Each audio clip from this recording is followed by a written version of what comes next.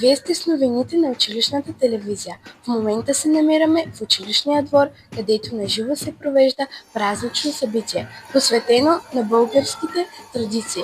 Програмата започна с възстановка на кукерски игри, древен български обичай, който символизира прогонването на злите сили и посрещането на пролетта. Ученици, облечени в впечатляващи костюми и маски, с хлопки около кръста, танцуват под звуците на народна музика, изпълнена на живо от първокласника Станислав Терзиев, шестокласника Радослав Иванов и господин Петър Спецов. Силният звън на чановете оглася двора и създава усещането за истински народен празник.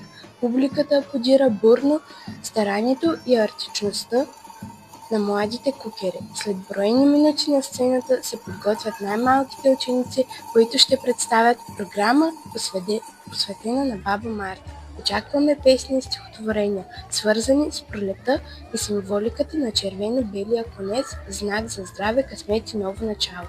В основата на тази инициатива стои изключителната подкрепа на нашите учители Ваня Колева, Анета Ангелова и Цвета Димова. И разбира се, на директора на училището госпожа Красимира Георгиева. Тук атмосферата е празнична и обединяваща. Ученици, учители и родители заедно споделят радостта от това, че българските обичаи оживяват пред очите ни. Кукерските игри и празникът на баба Марта днес не са просто част от календара, а истинско преживяване за цялата училищна общност.